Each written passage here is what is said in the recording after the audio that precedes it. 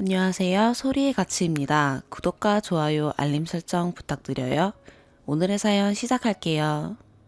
매일 읽기만 하다가 제가 글을 쓰게 될 줄은 몰랐습니다. 저는 12년 전에 결혼을 해서 애 둘이 있는 맞벌이 중인 여자입니다. 아니, 이제 곧 이혼녀네요. 제 남편이었던 사람은 저보다 6살이 많은 자영업을 하던 사람인데 그렇게 수입은 좋지 않았습니다. 처음 결혼할 때도 친구 보증 때문에 신불자였는데 이미 빚을 다 갚아나가서 조금만 더 갚으면 이 생활도 끝이라고 하더군요. 생활력을 믿었습니다. 전 소위 서울에서 알아주는 병원의 간호사였고 제가 3교대를 하니 자신처럼 시간 프리한 사람이 애들도 집안일도 더 잘할 수 있다고 하더군요. 믿음이 갔습니다. 그 사람은 대구, 전 서울에서 저와 장거리 연애를 했음에도 제 시간에 맞춰주고 외롭던 서울 생활에 빛이 되어 주었습니다. 어쩌다 보니 애가 먼저 생겼어요. 그런데 저희 부모님의 반대가 너무 심하였습니다. 그때 저희 부모님은 전 남편이 신불자인지도 몰랐는데 그저 느낌이 너무 안 좋다는 이유로 반대를 하셨습니다. 그래서 납득이 안 갔습니다. 왜 저한테 그런 반대를 하는지도 몰랐습니다. 전 남편은 매일을 무릎을 꿇고 결혼을 허락받았습니다. 그리고 우여곡절 끝에 결혼을 했고 신혼집은 대구에 마련했습니다.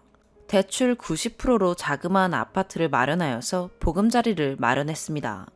처음엔 대출금도 어떻게 갚아가며 생활을 하였습니다. 저는 육아휴직을 하며 애를 돌보았는데 아기가 진짜 자주 아파서 결국은 서울 병원까지 가서 치료를 받으며 완치가 되기도 하였습니다. 그런데 제 동생이 형부가 자주 대출을 받으러 온다, 뭐 그런 이야기를 넌지시 해주었지만 대수롭지 않게 넘겼습니다. 그러다가 저는 대구에 다시 큰 병원에 취직을 하며 그때부턴 제가 가정경제를 도맡아 하게 되다시피 하였습니다. 그러다 둘째가 생겼습니다. 이 집안의 성이 너무 특이한데 아들이 귀한 집이라 무조건 둘째를 낳아야 한다고 했습니다. 무당집에 가서 둘째를 주려는데 제가 안 가진다고 객기를 부렸다고 죄송하다고 죄를 빌으라는 시댁 식구들의 이상한 요구도 그냥 집안의 평안을 위해서 참고 그냥 들어주었습니다. 그리고 둘째를 가졌을 무렵 정말 남편의 일이 안 됐습니다. 그래서 계속 집에 있으면서 한숨을 쉬고는 했습니다. 둘째를 가지고 조산기가 있어서 저 또한 일을 못하게 되자 시누이의 이혼 위자료로 샀던 차를 팔았습니다. 그러면서 근근히 생활을 해 나갔습니다. 집안일이 너무 안 풀렸는데 다행히 집값이 올랐습니다. 차익 없이 큰 평수로 이사도 갈 수 있을 것 같았습니다. 이 집에서 신랑이며 저희 애도 안 좋은 것 같아 친정의 도움을 받아 이사를 했습니다. 그러곤 신랑이 말합니다. 자기 사업을 위해선 골프를 배워야겠다고요. 현재 저희 돈이 없으니 골프며 이런 것 좀 안정되면 하자고 했습니다. 하지만 시댁에서 시어머니가 신랑에게 돈을 줍니다. 레슨비며 연습 장비 살 돈을요. 그런데 매번 거짓말을 합니다. 이벤트가 있어서 연습 장비는 안 냈고 레슨비는 아는 형님이 무료로 해준다고요. 그러면서 들어오는 수익은 모두 골프장, 연습 장비, 스크린비로 나갔습니다. 그 통장 내역을 보니 피가 거꾸로 솟았습니다. 이해해달라고 거래처 사장들하고 술을 먹는 것도 아니고 골프라도 쳐야 거래처를 뚫는다고 하기에 이때까지도 믿었습니다. 2017년도엔 얼마나 열심히 했으면 세미프로까지 따서왔네요. 본인은 저한테 돈을 타서 갔습니다.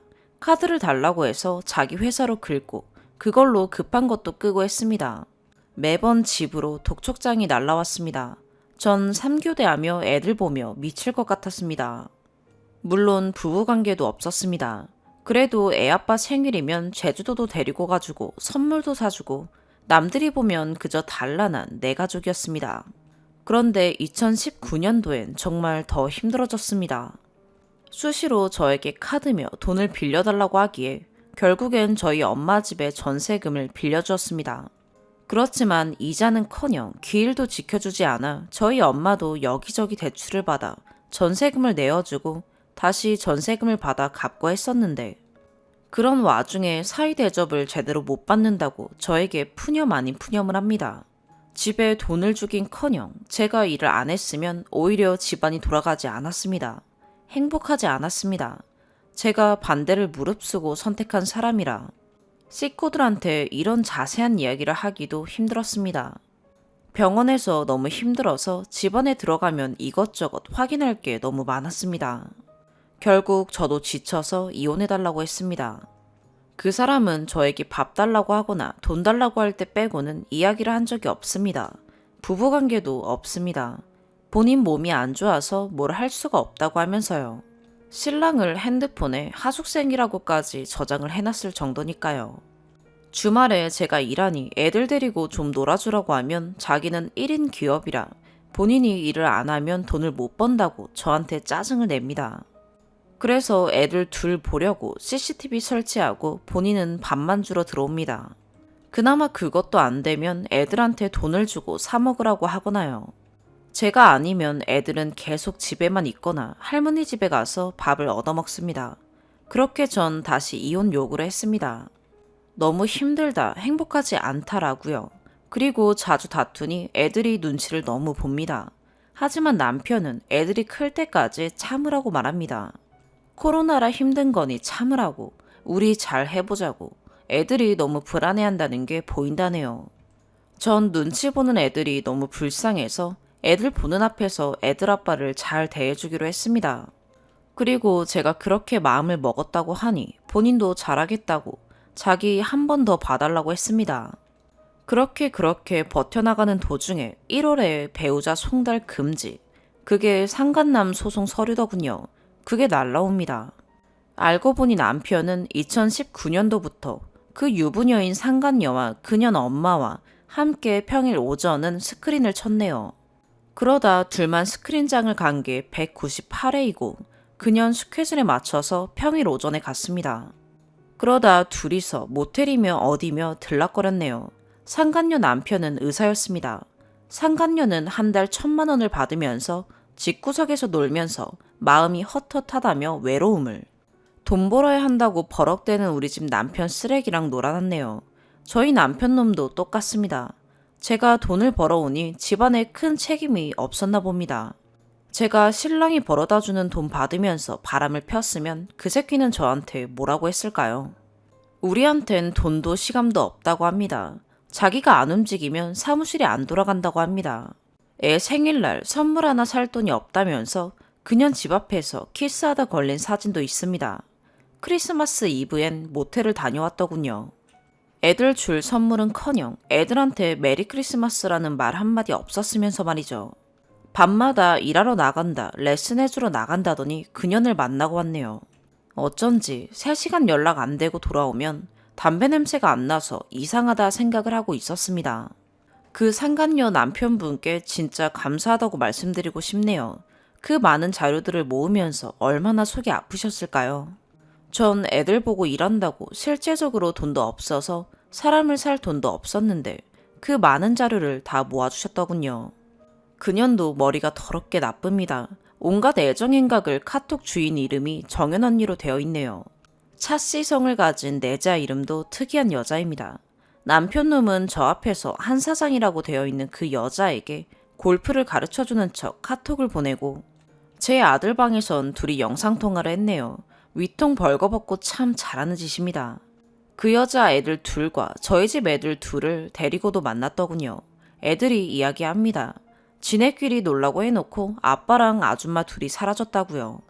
느낌이 안 좋아서 더 이상 안 만나고 싶다고 했다는 이야기를 듣고 나니 제 목을 제가 조르고 있네요. 이렇게도 살아야 하나 정말 미치겠더군요. 상간녀와 나누는 카톡방에서 저를 토나오는 년이라 합니다. 그리고 장인 장모 돈 받아 쓰면서도 장인 장모 또 왔다고 짜증이 치솟는다네요.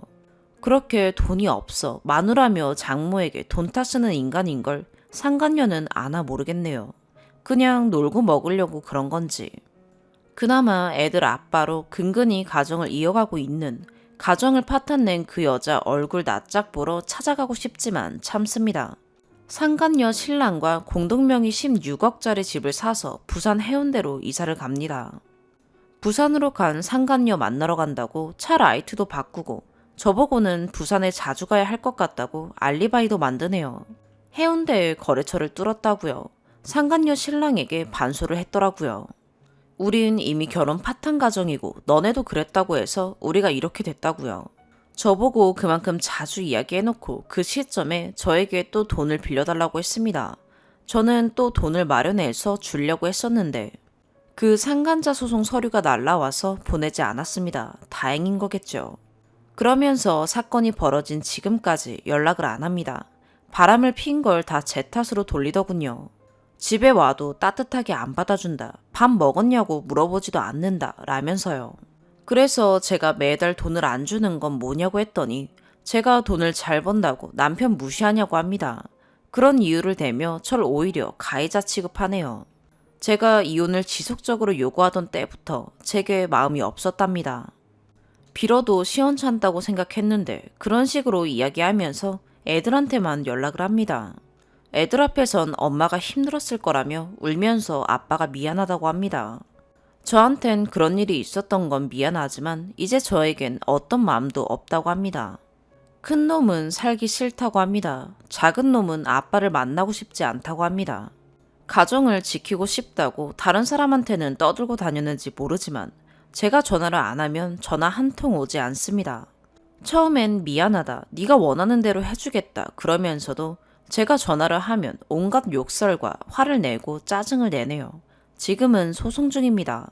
자기는 돈이 없으니 협의 이혼하든지 하고 저보고 소송 취하하라고 하네요.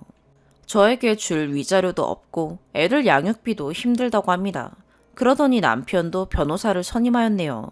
저한테 받은 스트레스를 자기도 위자료라도 받아야겠다며 재산 분할 청구한다고 합니다.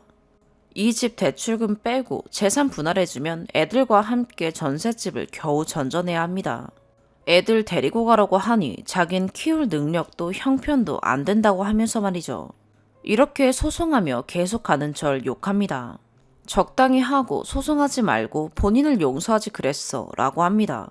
전 잘 때 그 상간녀가 제 목을 조르고 시댁 식구들이 다 찾아와서 적당히 하고 말았어야지 하며 애들을 뺏어가는 악몽을 꿉니다. 그래서 잠을 못 잡니다. 돈은 벌어야 하는데 밥 먹고 힘내려고 하면 토가 나와 밥도 못 먹습니다. 그 상간녀도 남편이란 놈도 싫은데 애들이 아빠랑 놀고 있는 친구들 모습을 멍하게 봅니다.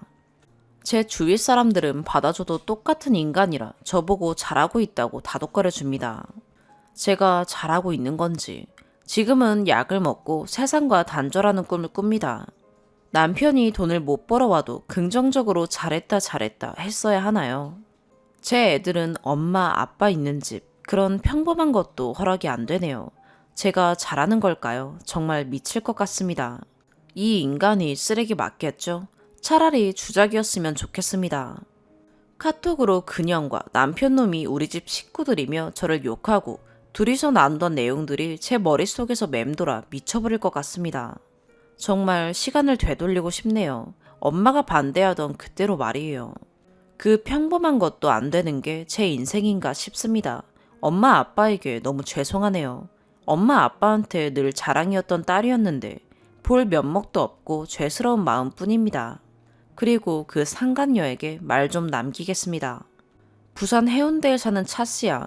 이제 쫓겨나서 대구에 왔는지 모르겠지만 어린애가 6살이면 너도 정신이 옳은 정신은 아니네. 학교도 안 간 딸내미 보기에 안 부끄럽니? 네 엄마도 똑같은 여자야. 딸이랑 마누라 있는 새끼랑 바람을 피는데도 모른 척 사냐?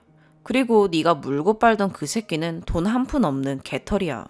돈 한 푼 없어서 마누라며 장인 장모 돈 타 쓰던 인간이야. 네가 받은 골프채 다 내 돈이야. 알아? 네가 그나마 애들 아빠라는 역할도 뺏은 줄 알아. 개 같은 너와 개 같은 그놈이 가정을 버리는 추악한 짓을 한 줄 알고 평생 벌 받으며 살아라. 제발 내 글 읽기 바란다. 남편놈아, 네 성만 써도 대구에서는 다 알 거라서 혹시나 모를 명예훼손에 걸릴까 안 쓰는데 너도 평생 자식 못 보며 살아봐. 자식에 대한 정이 있겠냐마는 너네 성에선 너로서 대는 끊긴다 생각해. 네 아들놈이 성도 바꿔달라고 그 어린 놈이 이야기하고 있어. 지 아빠 평생 안 봐도 된다고.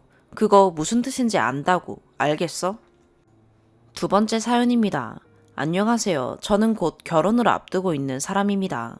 결혼 전 재산 부분의 분배 문제에 대해 조언을 듣고자 글을 올립니다. 바로 본론으로 들어가겠습니다. 저는 제 위로 3살 차이 나는 형이 있습니다. 대략 25년 전 형이 고등학생일 때 집에서 3천만 원 전세금을 지원해 주었고 그 돈으로 서울에서 자취하며 학교 다니고 있었습니다.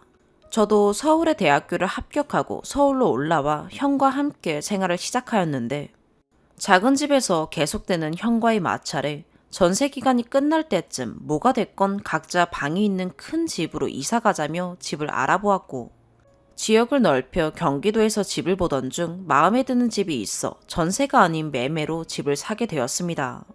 그때 당시 형이 집에서 지원받았던 3천만 원과 다시 집에서 3,500만 원을 지원해 주셔서 총 6,500만 원으로 대출을 끼고 빌라를 매매하였습니다. 이자만 매달 40만 원이었습니다. 그 사이 형은 외국에도 다녀오고 다른 지역에서 살게 되어 처음에는 각자 20만 원씩 이자를 내다가 형이 나가고 혼자 살게 되면서 저 혼자 40만 원을 부담하였습니다. 너무 오래전 일이라 정확한 시기는 기억나지 않지만 대략 4년 정도 함께 살았던 것으로 기억합니다. 그러는 사이 본가가 집을 좁혀야 하는 상황에 처했고 기존에 본가가 가지고 있던 짐들인 장롱, 화장대, 소파 등을 가지고 제가 혼자 살고 있는 빌라로 왔습니다. 집안 사정이 안 좋아져서 부모님도 많이 힘들어하던 시기였기에 저희 집에 있던 짐들은 다 정리하고 부모님 짐으로 집을 채웠습니다. 형이 나가고 그 집이 많이 부담스러웠지만 본가 짐들도 있었기에 적금 대신 이자 내고 나중에 이 집 정리하면 이자만큼은 내 몫으로 달라고 했고 부모님도 흔쾌히 그렇게 해주마 라고 했습니다. 그렇게 그 집에서 형과 함께 거주한 4년가량과 혼자 거주한 10년인 총 14년을 거주하였습니다. 그 사이 이자는 조금씩 줄어서 40만 원에서 약 25만 원 정도가 되었습니다. 대출금에서 2천만 원을 어머니가 갚으셨습니다. 그런데 그 빌라가 있던 곳이 재개발이 크게 들어갔습니다. 그래서 이주비 지원이 나와 일단 남은 4,500만 원은 지원금으로 갚고 이사하면서 따로 제 돈 5천만 원을 보태서 임대아파트에 현재 거주하고 있는 중입니다. 향후 재개발이 완료되고 동호수를 추첨 완료했고 아파트가 생기면 저는 그 집을 신혼집으로 하려고 하고 있습니다. 그리고 부모님께서는 그 집을 제 명의로 하게 해주신다고 하였습니다. 그런데 여기서 문제가 발생합니다. 형이 그 집이 왜 네 집이냐 라고 하면서 시작되었습니다. 자기 돈이 그 집에 묶여 있다고 하면서요. 처음 시작할 때, 그러니까 형이 고등학교 때 집에서 내준 3천만 원과 빌라 매매 시 다시 부모님이 주셨던 3,500만 원, 합해 6,500만 원이 본인 돈이라는 겁니다. 이유인 즉슨 본가가 사정이 안 좋아지기 시작할 때 형이 힘들게 사업을 변형해 나가고 있었는데 아버지께서 돈이 급하게 필요하셔서 형한테 조금씩 약 1억 원가량을 빌려갔습니다.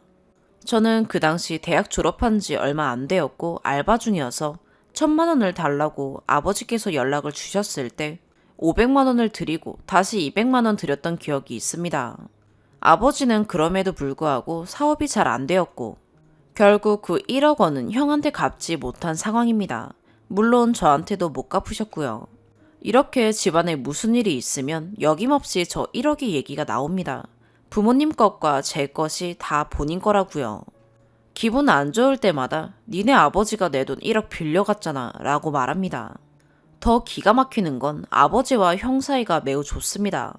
아버지가 자식들을 정말 많이 사랑해 주시고 표현해 주십니다. 어쨌든 재건축되는 아파트는 제 것이 아니며 저는 집에서 지원을 해준 것이고 월세 내느니 이자를 내었던 것이며 너의 지분은 없다는 것입니다. 일단 대출금은 임대아파트로 이사하면서 제가 나머지 다 갚았습니다. 대출금도 내가 갚았다고 하니 그럼 그 부분은 네 것이 맞다고 합니다. 제 입장은 제가 출근도 친구도 만나기도 힘든 외진 곳에 있는 큰 집에서 10몇 년을 집을 유지하고 있었고 저한테 크기도 돈도 부담되었지만 혼자 본가짐 지키면서 버텨내었는데 어째서 내가 덕만 봤다고 말하느냐고 하였습니다만 중간 지점을 못 찾겠습니다. 물론 매일 싸우거나 이 대화가 매일 발생하는 것이 아니고 본인 기분에 따라 한 번씩 이런 대화가 발생하는데 형은 본인이 굉장히 논리적이라고 생각하면서 모든 상황을 자신에게 합리화하는 경향이 많기 때문에 결국에 저는 부모님과 형이 덕만 보고 살고 있는 모질이가 되어야 어느 정도 대화가 일단락이 됩니다. 제가 여러분에게 지혜를 구하고 싶은 것은 저는 저 집을 그저 얻고 싶은 게 아닙니다. 합당하게 대가를 지불하고 정당하게 제 것으로 만들고 싶은데 어떻게 분배를 해야 할지를 도저히 모르겠습니다. 형은 자가가 있습니다. 부모님은 지방에 계십니다. 저 아파트에서 거주할 수 있는 사람이 저밖에 없습니다. 참고로 아파트가 작아요. 형은 큰 곳에 삽니다. 처음에 부모님께서 집 명의를 저에게 주신다고 했을 때 그럼 앞으로 매달 고정적인 돈을 지불해야겠다고 생각하고 있었는데 형이 갑자기 자기 소유임을 주장하니까 어떻게 나눠야 할지도 모르겠습니다. 이대로 부모님이 그저 명의를 변경해 주시면 분명히 형 기분에 따라 저를 누르고 싶을 때마다 이 아파트 자기 건데 덕보고 있다고 저를 누를 것이고 저는 이제 한 가정의 가장이 되는데 그런 상황을 정리하고 결혼에 임하고 싶습니다. 현명하신 분들의 여러 지혜를 꼭 나눠주시기 바랍니다. 긴 글 읽어주셔서 감사합니다. 추가로 재산 분배에 관해서 빠뜨린 부분이 있어 첨부합니다. 형과 부모님에게 몫을 드릴 때 지난 25년 동안 집의 가치가 달라진 부분이 있습니다. 약 4,500만 원 정도 값이 떴습니다. 아직은 모르지만 아파트가 새로 지어지면 또 아파트 값이 뛸 거고 제가 계속 거주했기 때문에 그 집이 재개발이 되는 곳에서 혜택을 볼 수 있었는데 그 부분을 형은 무시하고 싶어 합니다. 하지만 저는 그 부분이 조금 억울하기도 합니다. 어떤 것을 기준으로 나눠야 할지 그 부분도 모르겠습니다. 추가, 답글이 3개가 올라왔는데 한 가지만 먼저 말씀드리겠습니다. 저는 집이 제 거라고 주장하고 싶어 쓴 글이 아닙니다. 제 것으로 만들기 위해 돈 지불을 누구에게 얼마를 무슨 기준으로 해야 하는지가 궁금합니다. 2번째 추가, 쓰고 나서도 집안 모질이가 형 말대로 되는 것 같아 지우는 게 맞을까 많은 고민을 했습니다. 저 혼자 답을 못 찾아 쓴 글인데 역시나 정말 현명하신 분들이 많아 많은 반성과 생각을 얻어갑니다. 진심으로 감사합니다. 몇몇 답글에 콩가루 집안인 것 같은 글을 봤을 땐 속상하기도 했습니다만 글로 저희 집을 다 표현할 수 없으니 이 글로만은 그렇게 보이기도 하겠다 생각도 하게 되었고 다시 한번 제가 참 작아 보입니다. 이 글에서 형이 돈만 생각하는 듯해 보이고 저도 그렇게밖에 표현이 안 되었습니다만 서로 많이 아낍니다. 그러니까 형도 아버지가 힘들 때 선뜻 1억을 내어주었고 저 또한 알바하면서 모은 돈을 아버지께 드린 것입니다. 빌라 담보로 주고 그런 성격이 아닙니다. 그저 본인이 기분 나쁠 때 저에게 그런 표현으로 저를 혼내키고 싶어하는 것일 뿐입니다. 그리고 제가 아버지가 힘들 때 드린 돈은 700밖에 안 되지만 그게 제 당시 전 재산이었습니다. 저는 형과 부모님께 물적으로나 심적으로나 참 많이 도움받은 동생이 맞습니다.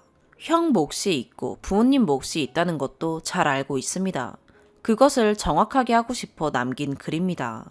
형이 이기적이라고 생각하고 최근에 말다툼을 하였는데 나도 이기적이었구나. 형이 고가웠겠다. 그래서 더 그랬겠구나. 라고 진심으로 반성하게 됩니다. 아마 아파트를 당장 팔지는 않을 것입니다. 현실이 그렇습니다. 가족의 재산이고 함께 늘려가는 것이 맞으니까요. 다만 그 부분에 있어서 서로 억울하지 않게 여러분들의 지혜를 잘 수렴하여 잘 해결하도록 하겠습니다. 다시 한번 감사합니다. 3번째 사연입니다. 저는 현재 고3입니다. 저희 아빠가 발을 거는 장난을 치시는데요. 다들 초등학교 때 남자애들이 발 거는 장난에 당해보신 적 한 번쯤은 있으시잖아요. 근데 그걸 집에서 합니다. 저나 동생이나 엄마가 밥상을 들고 가든 뜨거운 국그릇을 들고 걷든 빈손이든 간에 거실에 앉아있다가 슬쩍 다리를 옮겨서 발을 걸어요. 이 장난이 시작된 지는 한 1년 반 정도 된 것 같고 빈도는 발 거는 장난을 친다는 걸 잊을 때쯤 다시 발을 거십니다. 한 달에 2~3번쯤이요. 화도 내고 싸우기도 했고요. 제가 많이 화내면 과민 반응하는 걸로 보이는지 아빠 본인이 기분 나빠하면서 일주일 정도 제 말을 씹으시는 일도 너댓 번 있었습니다. 사과 받은 적 당연히 없고요. 넘어져서 다치지 않았으니 괜찮잖아. 그냥 장난인데 왜 그렇게까지 화를 내? 하는 반응이었어요.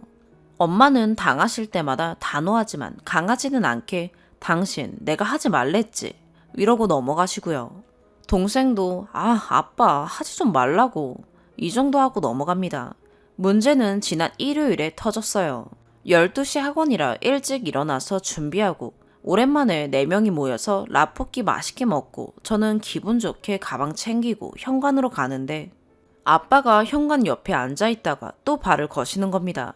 순간 거기서 제 안에 뭔가가 끊어졌어요.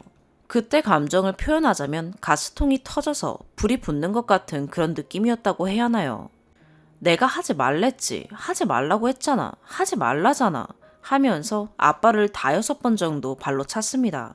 그리고 신발을 신으려다가 정말 너무 화가 나서 마지막에 발 뒤꿈치로 등을 한 번 더 찼고요. 어디 뼈가 부러지거나 근육이 다치거나 하시진 않은 것 같아요.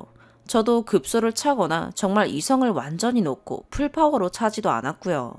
그리고 나서 계약을 했고 수험생이라 집에 늦게 들어와서 항상 아빠가 자는 것만 봤는데 방금 엄마가 집에 들어온 저를 붙잡으시더니 네 아빠가 잘못한 건 맞다. 잘했다는 게 아니다. 근데 네가 자식이면서 아빠를 그렇게 발로 찰 수가 있냐. 자식이 부모랑 맘먹으려고 하는 거냐. 나는 네가 그렇게 순간적으로 화내는 거에서 강한 분노를 느꼈다. 너 정신병 있는 것 같다. 라고 하십니다. 제가 잘못했다면 잘못했겠죠. 애초에 폭력은 나쁜 거니까요. 그런데 아무리 발 거는 거 하지 말라고 좋게도 말해보고 단호하게 말해보고 타일러도 보고 화도 내보고 싸워봐도 고쳐지긴커녕 미안하다 사과 하나 없는 아빠를 제가 어떻게 받아들여야 할까요? 항상 이렇게 아빠랑 싸울 때마다 저한테 와서 혼내시거나 중재하시는 것도 엄마예요. 아빠는 직접 와서 자식이 부모를 때리는 건 아니지 않냐 라고 따지지도 않고 그냥 5살 애 마냥 정말 삐져서 제가 말 걸어도 완전히 씹으십니다.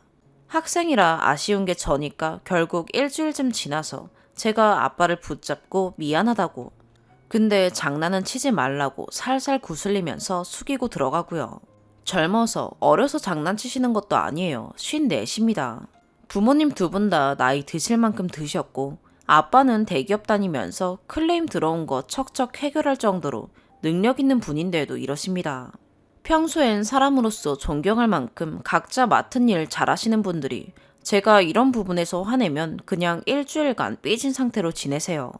자소서 써야 해서 노트북 필요하다고 분명 말했는데 왜 회사에 가져가 버리신 건지도 이제 알겠더라고요. 삐져서 그런 거죠. 겨우 발 거는 장난으로 화내는 제가 정말 정신병자인가요? 그냥 참고 자식 새끼니까 장난으로 받아주면서 사는 게 맞는 건가요? 한두 번도 아니고 잊을만 하면 또 발 거는데 정말이지 돌아버리겠어요. 여기는 결혼도 하시고 아이도 있으신 어른분들이 많으시니까 조언 부탁드려요. 제가 어떻게 하면 좋을지 그리고 진짜 정신병이 있는 것 같은지요. 추가로 말씀드리자면 저희 집은 딸 둘이고 다른 집처럼 부모 자식 대면대면한 사이도 아니에요. 친구 아버님들 일찍 퇴근하셨는데 친구들은 자기 방 침대에서 폰하다가 아버님이 방에 오셔야 한번 쓱 보고 말던데 저희 집은 아빠가 저 잘 때 나가서 잘 때 들어오시고 주말에도 바쁘시니 어쩌다 겸상이라도 한번 하면 반가워하고 막 치댑니다. 오히려 아빠가 덥다, 귀찮다, 저리 가라 이러시고요. 여느 집처럼 부녀 사이 어색해서 아빠가 친해지려고 하는 장난이 아니에요. 오히려 평소 저랑 동생이 먼저 옆에 가서 앉고 말 걸고 뭐 하냐고 물어봐도 축구 영상이나 뉴스만 보다가 본인 기분 좋으면 갑자기 장난기 발동하면 저러십니다. 상대방 현재 기분 상태가 어떤지는 안중에도 없고요. 그리고 저는 오히려 상간녀 얘기부터 이혼 얘기까지 정말 중대한 것만 올라오니까 겨우 발 거는 장난을 심각하게 말하냐는 소리를 들을 줄 알았는데 주작이라는 소리를 들을 줄은 몰랐네요. 성인 여성이 글 쓴 것 같다는 분은 제가 글을 학생치곤 잘 썼다는 의미인 거죠. 내일 모레면 저도 성인이고 지금 자소서 쓰고 있는데 글을 깔끔하게 쓴다고 인정받은 것 같아서 기분 좋네요. 해결책을 제시해 주신 분들은 첫 번째, 아빠한테 똑같이 발 걸어라. 아빠가 특수부대 출신이신데 그래서 그런 건지 제가 발 걸면 쓱 피하십니다. 100이면 100 피해요. 진짜 얄미워 미치겠어요. 제가 똑같이 안 해봤겠나요? 두 번째, 뜨거운 거 들고 갈 때 발 걸면 아빠한테 쏟아버려라. 제가 서쪽에서 동쪽으로 이동하면 아빠는 남쪽에 앉아서 긴 다리 발끝으로 발을 거십니다. 의도적으로 아빠한테 쏟으면서 넘어지는 게 더 힘들 것 같아요. 세 번째, 한번 크게 다쳐라. 솔직히 이거밖에 남은 방법이 없는 것 같은데 정말 이렇게까지 해야 할까요? 각 잡고 다치려고 넘어지면 다칠 수는 있지만 마음에 상처난 마당에 몸에도 상처 내고 싶지는 않아요. 또 저도 사람인지라 아빠가 발 걸면 일부러 넘어져서 다쳐서 이 지긋지긋한 장난질을 끝내야겠다 하는 생각보단 몸이 먼저 본능적으로 피하게 될 것 같아요. 두 번째 추가, 집을 나가라, 아빠랑 절여내라 하시는 건 도움이 안 돼요. 다들 아시잖아요. 한국에서 어린 여자아이가 혼자 사회 나가서 먹고 살기 불가능한 거. 굳이 집을 나가겠다면 나가서 공장 들어가거나 사창가에 가게 될 텐데 그건 빈대 잡는다고 초가 3간 태우는 격이고요. 20 중반쯤 돼서 대학 졸업하고 자리 잡았을 때나 생각해 볼 선택지네요. 네 번째 사연입니다. 쭉 외국에서 학교랑 회사 다니다가 지난해 말부터 한국에 들어와서 한국에서 처음 직장 생활을 시작했어요. 그런데 대체 한국 유부남 분들은 뭘 믿고 자신이 싱글 여자들한테 매력 어필할 수 있을 거라고 생각하는 건가요? 저 너무 어이가 없어요. 외국에서 회사 다니면서 정말 잘생기고 능력 있고 돈 많은 싱글들조차 데이트 신청할 때는 정중하고 겸손하게 하는데 여기서는 배 나오고 꼴랑 저랑 직급 하나 정도 차이 나고 얼굴은 말 안 할게요. 그런 유부남 분들이 정말 대놓고 자신감 있게 단둘이 저녁 먹자, 술 마시자 들이대는데 저는 어디서부터 이해를 해야 할지 도무지 모르겠어요. 당연히 유부남이라는 것 자체가 대쉬하는 게 말도 안 되는 거지만 그걸 떠나서라도 한국 유부남들은 객관적으로 본인을 볼 수 있는 능력이 없는 거예요. 막말로 제가 10살 가까이 더 어린데 직급이나 연봉은 거의 비슷하고 집도 훨씬 더 잘 살고 해외에서 학부 나오고 석사하고 학력도 더 높고 그 사람들보다 딸리는 건 한국 회사 분위기 잘 모르는 거랑 문서 작성할 때 어려운 한국어 못 쓰는 거밖에 없는데 대체 그 나이 들고 찌질한 아저씨들이 왜 자기가 자신감 있게 다가가면 제가 예스할 거라 생각하는 거예요. 그리고 제 입으로 이런 말하기 그렇지만 저희 오피스가 유명한 빌딩이라 여러 회사들 입주해 있는데 가끔 로비나 엘리베이터에서 저 봤다고 눈에 띈다고 소개시켜달라는 사람도 있을 정도거든요. 웃긴 건 그 중에 한두 명은 또 유부남이에요. 주변에 친구들한테 물어봐도 다들 고개를 절레절레 흔들어요. 한국에서 회사 다니면 원래 그렇대요. 저는 그 자신감의 근원이 너무 궁금해요. 한국에서 여자분들은 결혼하면 남편분들께 집에서 너무너무 잘생겼다고 매일매일 말씀해주세요. 아니면 일하다 보니 남자분들 담배 피러 많이 나가시던데 서로 모여서 나르시즘에 빠져 너 정도면 괜찮다 서로 추켜 세워주는 거예요. 아니면 다른 한국 싱글 여자분들은 이럴 때 그냥 고개 숙이고 네네 하고 만나주시나요? 얼마 전에는 한국 타이틀로 실장, 상무 뭐 이런 분이 무슨 조언을 해준다고 불러서 내가 왕년에 이런 사람이고 이런 거 저런 거 너 도와줄 수 있다고 하며 잘난 척하는데 제가 한국 타이틀에 익숙하지 않아서 얼마나 높은 사람인지도 모르고 그냥 미국식으로 고맙다고 킵인터치 하자고 하고 그냥 차 마시고 악수하고 일어났는데 되게 당황해 하시면서 이따 저녁에 술이라도 하더라고요. 제가 미국 회사에서 매일같이 일하던 사람들이 VP들이고 사실 제일 잘리기 쉬운 타이틀이라서 높이 올라갈수록 잘난 척할 수가 없는 직급이에요. 그래서 일할 때 저런 꼰대짓은 찾아볼 수도 없고 레퓨테이션 관리 엄청 했거든요. 잘난 척하면 다들 싫어하고 승진에도 문제가 있으니까요.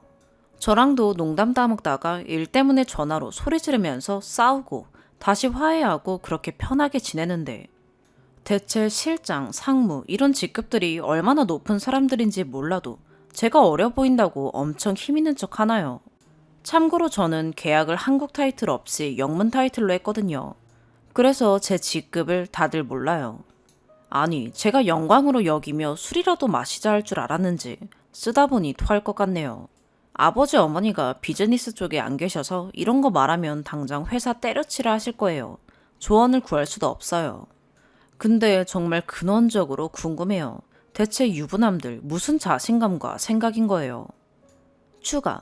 이 글을 쓰게 된 이유가 사실 금요일날 밤에 팀빌딩 한다고 다 같이 와인바 갔다가 어쩌다 좀 높은 분이랑 옆에 앉아 술을 마시게 됐어요. 다들 바에서 사이드 투 사이드로 앉아 있어서 대화하려면 살짝 몸을 돌리고 해야 하는데 그분 자세가 제 쪽으로 다리를 벌리고 앉아서 제 다리를 약간 껴안는 그런 포즈라고 해야 하나요? 저 아니면 다들 눈치 못 채는데 저한테는 상당히 친밀한 의도가 느껴져서 부담스러웠던, 하지만 터치가 없어서 딱히 뭐라 말하긴 어려운 그런 자세였어요. 술 마시는 내내 저에게 자기가 맡은 역할이 얼마나 높은 자리인지 뽐내고 와이프랑 얼마나 독립적이고 서로 터치 안 하고 사는지 말하기 바빴고요. 저야 뭐 회사에서 이미 눈치 없는 아메리칸으로 낙인 찍힌 지 오래라. 이런 게 딱 느껴지자마자 남일인 듯 대놓고 말했거든요. 한국 회사 들어와서 제일 힘든 점은 유부남들이 자신의 지위를 이용해서 자꾸 어떻게 해보려 하는 경우가 많을 때다. 정말 어이없다. 그랬더니 얼굴이 시뻘개져서 막 화내더라고요. 그런 놈들 정말 어이없다고요. 그런데 그 다음 말이 대박이었어요. 여자가 마음에 들면 자신의 매력으로 다가가서 어필해야지. 어디 지위나 돈으로 마음을 사려고 하는지 모르겠다. 나는 당당히 와이프랑 사이 안 좋다고 말하고 내 매력으로 어필한다. 제가 웬만하면 웃으면서 부조리한 상황이나 말들 다 받아치는 성격이라 친구들이 너 한국 회사는 그렇게 다니다가 잘린다고 걱정할 정도인데 정말 저 말에는 충격을 받아서 순간 할 말을 잃었어요. 진심 유부남이라도 자기가 치명적인 매력이 있어서 싱글 여자가 그 정도는 감수하고 만날 거라 생각하는 거였구나. 저는 사실 그때까지는 설마 했거든요. 외국에도 직장 내 파워에 의한 성희롱이 있긴 해서 한국도 그런 류인가 했는데 그게 아니라 한국 유부남 분들은 정말 이 정도면 잘생기고 재밌고 괜찮아서 그렇다고 생각하는 거였구나. 참고로 그 말씀하신 분은 어딜 봐도 그런 말 당당히 할 수 있는 사람이 아니에요. 나이가 40대인데 얼굴은 여드름 투성이에요. 업계에서 이 사람 와이프가 자기보다 훨씬 더 잘 나가고 돈 잘 버는 걸로 알고 있는데 말이죠. 한국에서 오래 산 친구들한테 말했더니 이게 다 무슨 룸살롱 문화 때문에 하도 젊은 아가씨들이 유부남들한테 멋있다 멋있다 해놔서 그렇다는데 진짜 그건 너무 더러워서 믿고 싶지도 않고요. 그리고 남자라서 다 그렇다기보다 유부남이라고 특정 지은 건 제가 경험은 짧지만 한국에서 만나본 싱글 남자분들은 오히려 예의 바르고 데이트 신청하거나 문자 보내거나 이럴 때 많이 소심해하고 망설이고 나름 귀여웠거든요. 물론 이것도 제 짧은 경험을 일반화시킨 거겠지만요. 그런데 희한하게 멀쩡하고 귀여운 싱글 남자들도 안 그러는 판에 배 나온 유부남들은 정말 너무너무 뻔뻔하게 당연히 제가 예스할 거라는 식으로 들이대서 저는 와이프분들이 집에서 세뇌시킨 건가 했어요. 두 번째 추가, 베플 모두 공통적으로 어머니가 그렇게 키웠다 하시니 진짜 할 말이 없네요. 저는 집에서 와이프들이 이뻐라 해서 그런 줄 알았어요. 죄송합니다. 그리고 싱글남들에 대한 견해는 제가 아직 한국 와서 소개팅 2번밖에 못 해봐서 아직 경험이 부족해 잘 모를 수도 있어요. 중간에 어떤 남자분이 댓글을 달아주셨는데 어딜 가나 남자들은 다 똑같을 거라고, 다들 자기 얼굴에 만족하고 살 거라고. 근데 저는 본문에도 썼지만 외모만 가지고 그런 게 아니에요. 일단 유부남이 싱글에게 들이대는 것 자체가 큰 결함인데 그러면 저 사람은 그걸 커버할 수 있는 뭔가 자신감이 있나 보다 추측이라도 할 수 있어야 하잖아요. 잘잘못을 떠나서 상대가 무슨 생각인지 파악하기 위해서요. 솔직히 직업 특성상 굉장히 젊은 빌리어네어 이런 분들도 일적으로 만날 기회가 있는데 바로 만나자는 거 거절하면서 속으로 와, 저 정도 돈 있으면 유부남이라도 다른 여자들이 쉬워 보이나 보다 하고 쯧쯧하고 넘어가기라도 해요. 그런데 그런 것도 아니기에 그게 궁금해서 물어본 거였어요. 이걸 안 적은 건 혹시 그럼 잘생기고 돈 많으면 유부남이라도 대시해도 된다는 거냐 하고 오해 소지가 생길까봐 쓸데없는 논란 생기게 하기 싫어 뺀 거고요. 당연히 유부남이 다른데 유혹하는 건 잘났냐 못났냐를 떠나서 비도덕적이지요. 그리고 충격적이게도 어머니가 이유라고 하시니 놀랐어요. 저도 조금 더 생각해서 적어보자면 제가 전 세계를 대변할 수는 없지만 적어도 미국은 아무리 엄마가 어릴 적부터 아들 보고 이쁘다 잘났다 해줘도 남자들이 시스템적으로 어려서부터 자기 자신에 대해 객관화가 될 수밖에 없는 것 같아요. 왜냐면 10대 때 이성교제도 한국보다 자유로운 편이고 좋은 대학 가려면 공부만 잘한다고 되는 게 아니라 과외활동도 해야 하거든요. 그냥 공부만 파면서 안경 끼고 다니는 학생들이랑 럭비, 하키 이런 스포츠 같은 것도 하면서 성적 괜찮게 받고 몸 좋은 인기남들이랑 어차피 비슷한 대학 가니까 한국처럼 좋은 대학 가서 연애하면 된다. 공부 잘하면 여자들이 알아서 따라온다. 이런 게 조금 덜한 것 같아요. 그러다 보니 다들 자연스레 학창 시절에 인기 없으면 본인이 별로인 거 깨닫게 돼요. 또 날 잡아서 프롬도 있고 데이트 상대들이 다 거절당하면 대략 본인 수준을 알게 되죠. 여자들도 연애에 한국 여자분들처럼 수동적이지 않고 굉장히 적극적으로 자기 의사 표현하고 여자들도 대쉬하고 그러다 보니 그래서 아무리 우리 아들 최고라고 해도 얘네는 이미 10대 초반부터 본인이 여자들한테 어떻게 보이는지 적어도 감은 잡는 것 같아요. 쓰고 나니 미국 사회가 확실히 남자들에게 잔인하네요. 그리고 18살이 되면 집을 떠나서 독립하면서 더더욱 객관적인 눈들 속에서 살게 되고요. 아마 전 세계 어느 집이든 엄마 눈에는 우리 아들은 가장 예뻐 보이더라도 아마 한국 남자분들이 미국 남자분들이랑은 이 점이 가장 크게 다르지 않을까 조심스럽게 적어봅니다. 댓글 많이 달아주셔서 감사해요. 정말 문화를 이해하는데 도움이 많이 되었어요. 끝까지 직장 생활에서 높은 포지션이 돼서 밟아버려라 하는 댓글도 있고 한국에서 그냥 떠나는 게 마음 편할 거다 하는 상반된 댓글도 있는데 아직은 온 지 얼마 안 돼서 모르겠어요. 제가 다니는 기업 문화를 싹 바꿀 만한 어마어마한 여성 리더도 못 되고 그럴 감도 못 되고 그냥 제 앞가림하고 할 말하고 사는 정도예요. 사실 한국 들어오기 전에 한국은 젊은 여자아이가 높은 타이틀을 달고 오면 남자들 사이에서 분리당한다고 주변에서 엄청 겁 많이 줘서 일부러 오면서도 제 타이틀을 영어로 해달라고 했고 리포팅 라인도 본사 직속으로 해서 제 직급 못 알아보도록 한 거거든요.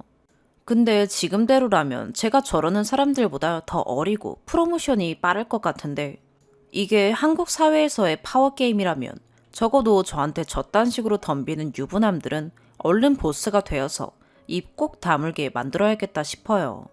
아직 뭘 모르고 하는 소리일 수도 있지만요.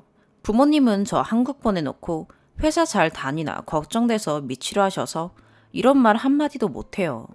열받는다 쓴 글에 다들 공감해주시고 조언 주셔서 감사합니다.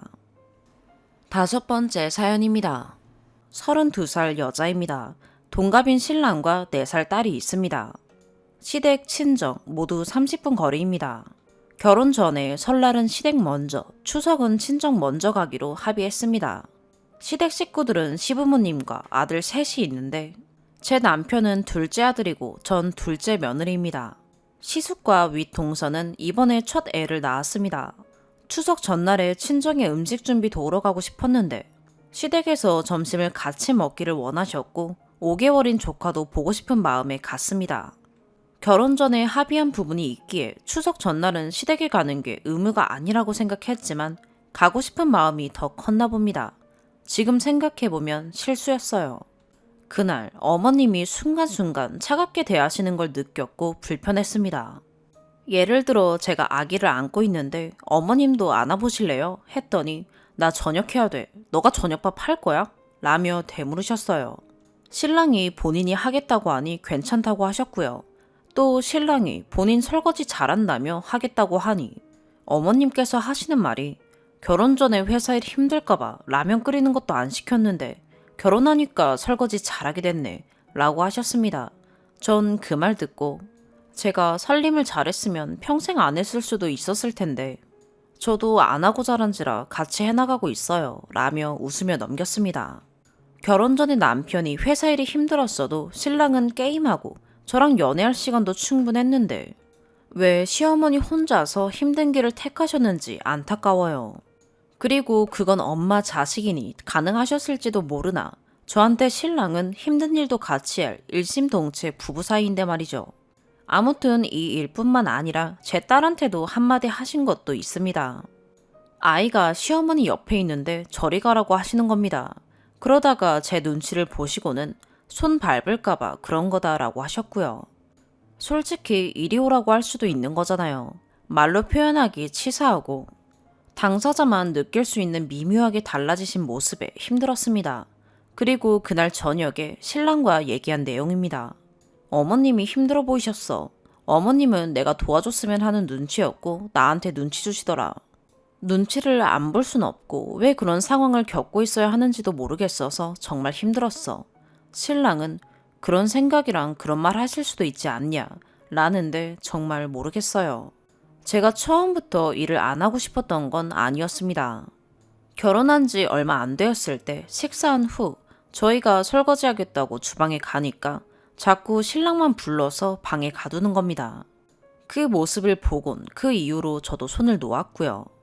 그리고 추석 당일에 저는 딸을 돌보고 있는데 주방에서 아들이랑 시어머니랑 얘기하는 게 보였습니다.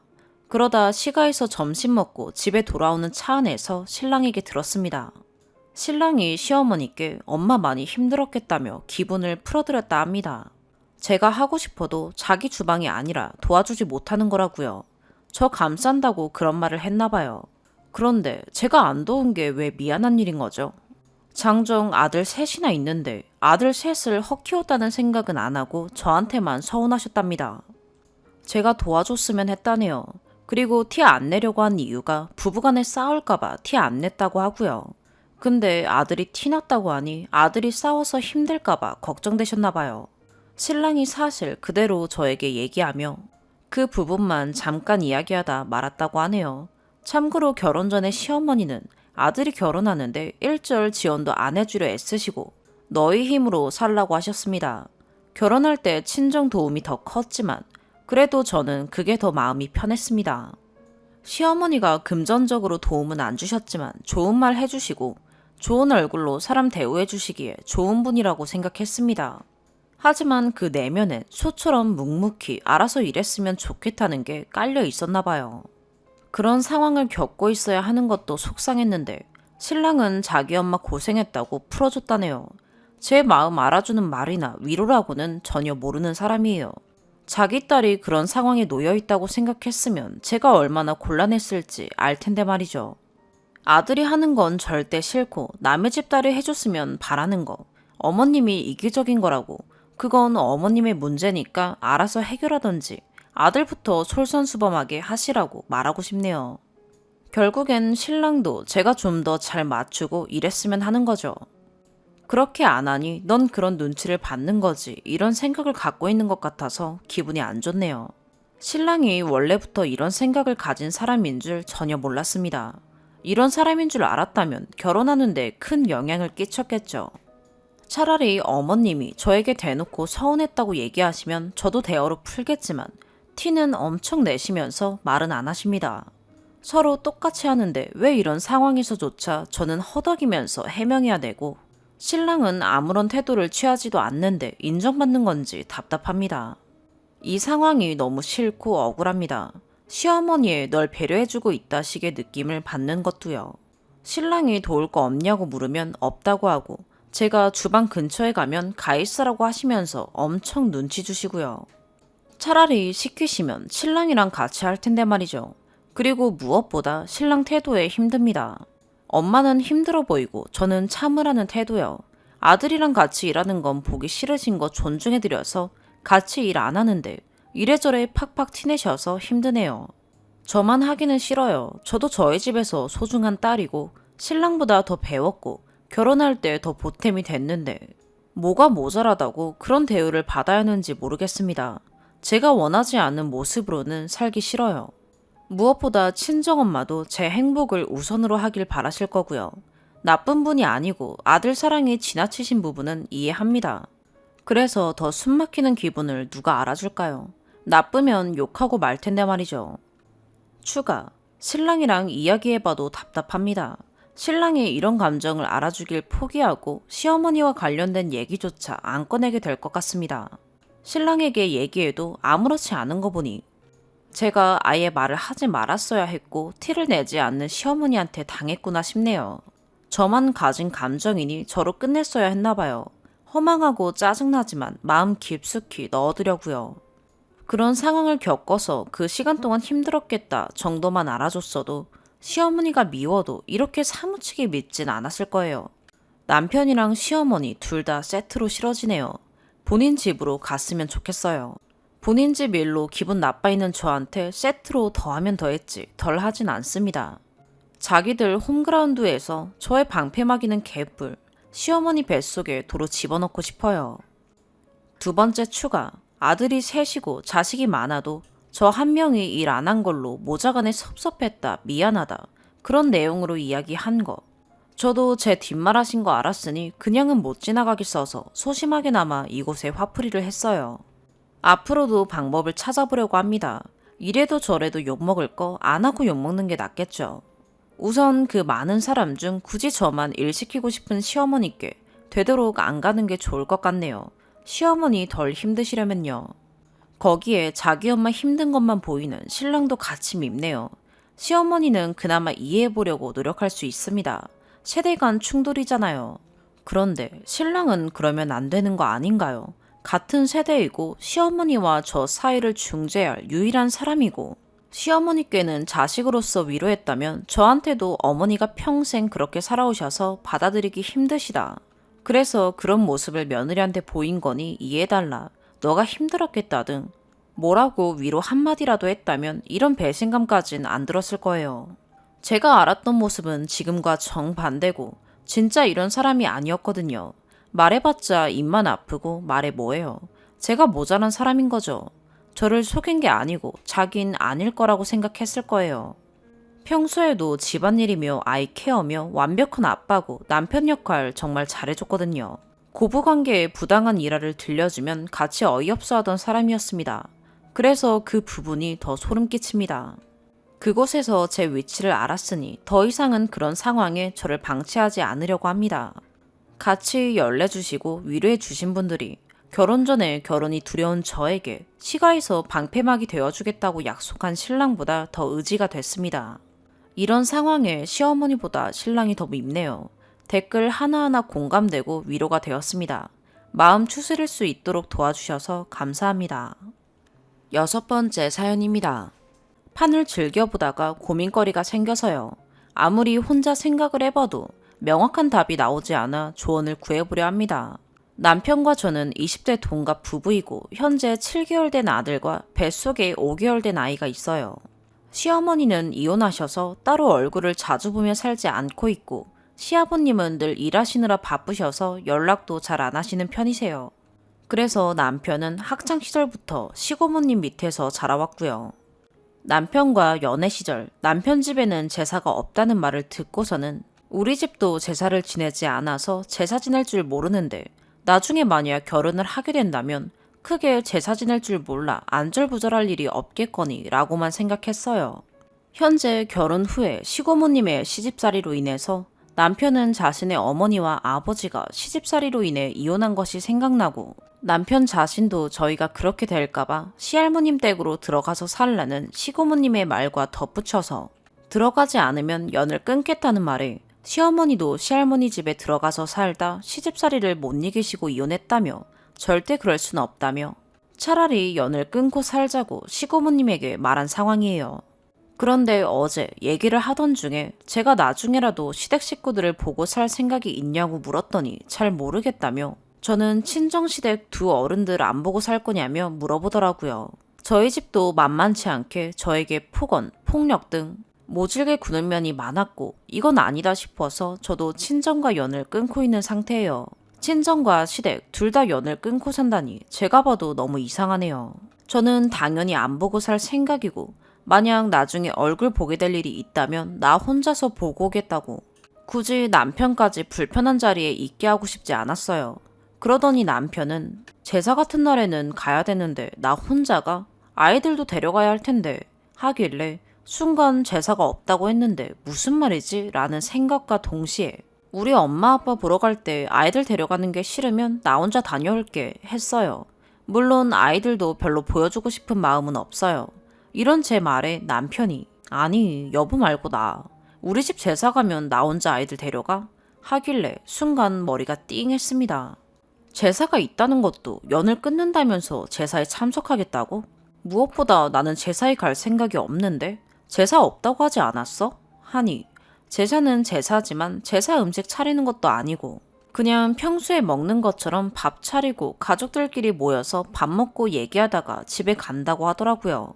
나는 시댁과 연도 끊었기 때문에 당연히 명절에도 제사에도 가지 않을 생각이었다. 내가 너무 못된 거냐? 라고 하니 그렇다고 하더라고요. 왜 제사에 가고 싶지 않냐고 이유를 알고 싶다는 남편의 말에 저는 나는 제사를 지내본 적이 없어서 아는 것이 하나도 없고 이걸 다 떠나서 시고모님의 막말이 나는 도저히 잊혀지지가 않는다. 시할머니도 시아버님도 시고모님도 나를 싫어하신다고 연을 끊자고 하셨는데 나는 나 싫다는 사람들 사이에서 지내는 것도 싫을 뿐더러 연을 끊겠다고 한 마당에 제사에 참석하는 건 아니라고 생각한다. 대충 이렇게 말 전달을 했어요. 머릿속에서는 온갖 가기 싫은 이유가 생각나는데 너무 띵해서 그런가 입 밖으로 잘 나오지 않더라고요. 그러더니 남편은 본인이 장손이라 안 갈 수는 없다네요. 그리고 연을 끊어서 명절에 시댁에 내려갈 생각은 없다고 하는데 말에 일관성이 없어서 헷갈려요. 정말로 남편 말대로 제가 못된 건가요? 남편은 나중에 다시 얘기하자고 하는데 생각하면 할수록 정말 제가 못된 건가 싶고 큰 잘못을 저지르고 있는가 싶어요. 도와주세요. 추가. 댓글에 첫째 가지고 얼마 안 가서 둘째 가졌냐고 산후조리는 했냐고 하시는 분들이 몇 분 계신데 엄마에게 출산 며칠 전 손찌검을 당했습니다. 그리고 아빠 도움으로 집에서 언니와 저와 둘이 살면서 언니가 일하지 않고 산후조리를 도와준다는 조건이 있었지만 그마저도 이루어지지 않았고 아빠의 이간질로 그 집에서도 나와 현재 따로 나와 살고 있는 중이에요. 산후조리는 하지 못한 상태이고요. 둘째 출산한 뒤에 못한 산후조리 할 생각이에요. 자세하게 적지 못해서 오해하실까봐 더 추가하자면 연애 시절 제사가 없다는 이야기는 결혼 계획을 세우다 나온 이야기가 아니라 그냥 평소에 대화하다가 제가 흘려들은 이야기예요. 대화하다 보니 둘의 생각이 다르다고 확실히 느낀 건 저는 시댁 식구 전체를 연을 끊는다는 입장이었고 남편은 시고모님만 연을 끊는다는 입장이었어요. 그렇다고 해도 제사를 간다면 시고모님과 얼굴 보는 일이 생길 테고 남편도 장손에 저희 첫째도 첫 손주에 남자 얘기까지 하니 어쩔 수 없이 남편 혼자 아이들과 보낸다고 해도 명절에 아기 데리고 첫 외출을 시댁 명절에서 보냈는데 기저귀 갈아줄 때 분을 바르지 않는다며 저 없을 때 시할머님이 파우더 화장품을 아기 엉덩이에 바르시고서는 분이 없어서 급하게 이거라도 발랐다. 얼굴에도 바르는 건데 엉덩이에 바른다고 문제 없으니 호들갑 떨지 말라. 라는 말에 급하게 아기 엉덩이부터 씻기고 아기 안고 울었던 적이 있는지라 제 입장에서는 아기는 절대로 보내고 싶지 않아요. 주말에 남편과 다시 한번 이야기해봐야겠네요. 두 번째 추가. 남편과 1시간 정도 얘기를 하고 왔어요. 처음엔 감정적으로 서로 언성 높여가며 이야기가 나오더라고요. 남편의 입장은 내가 말한 제사의 의미는 매년 지내는 제사가 아닌 누군가가 돌아가시게 되거나 그런 큰 행사의 의미를 두고 한 말이었고 그럴 때 아내 없이 혼자 가면 식구들이 본인을 어떻게 보겠냐며 본인의 입장도 생각해달라 했고요. 저는 그 말에 네가 어떻게 그러냐. 시댁 식구들이 나에게 해온 것들을 다 보고 나서 나에게 그럴 수 있냐. 나는 절대 시댁 행사에 참여하지 않겠다. 또 말을 왜 그렇게 해서 오해를 하게 만드냐. 한두 번도 아니고 사람 가지고 노는 거 아니다. 라며 대화를 했고 더 이상 말이 통하지 않아 대화하고 싶지 않다고 했더니 시간이 지나서 남편이 먼저 사과해 왔어요. 본인의 입장에서 너를 생각해서 미안하다고. 네 입장에서 너를 생각했어야 했다며 본인도 충분히 그럴 수 있을 것 같다며 앞으로 시댁 식구들 행사에 가지 않겠다고 큰 행사에는 본인 혼자만 다녀오겠다고 이야기를 하면서 그래도 아이들은 식구들에게 얼굴은 보여줘야 되지 않겠냐는 말에 아이들도 보여주기 싫다. 아이들이 보고 자랄 것도 걱정되고 누구 좋으라고 아이들을 보여주냐. 네 생각만 하지 말고 아이들도 생각해보라고 하니 알겠다고 하더라고요. 처음과 달리 제 말에 너무 순하게 알겠다고 하는 점이 못마땅해서 감정적인 상태에서 지금 상황 덮으려고 바로바로 알겠다고 하는 대답이면 듣기 좋지 않으니 충분히 생각하고 대답해달라고 얘기했고 그 말에 남편은 충분히 생각하고 하는 말이라고 했어요. 그렇다면 나중 가서 정말 내가 그랬다고 그러는 법이 어디 있냐며 말 바꾸는 행동은 없었으면 좋겠다. 네가 한 말에 책임을 지라는 말이다. 라고 얘기했더니 알겠다고 합니다. 사이다 같지는 않지만 원하는 대로 해결이 된 것 같아 저도 조금 답답한 면은 있어도 속이 조금은 시원해진 상태예요. 조언해주신 분들 모두 감사합니다. 그리고 덧붙여 얘기하자면 저는 제사 참석에 잘잘못을 물어보는 거였는데 아기들 개월수 이야기가 많이 나올 줄은 몰랐어요. 변명 아닌 변명을 해보자면 남편 직업상 집에 자주 오지 못하고 첫 아이 100일 때 출산 이후로 딱 한 번 관계 가졌던 게 임신이 돼서 저희도 많이 놀랐고 어차피 낳을 둘째였기 때문에 나이 차이가 있는 형제도 좋지만 이렇게 찾아와 준 거 조금 더 고생해서 키우자는 의견에 둘째를 맞이한 거였어요. 아이들 개월수 이야기는 더 이상 없었으면 합니다. 오늘의 사연 여기까지입니다. 구독과 좋아요, 알림 설정 부탁드려요. 시청해주셔서 감사합니다.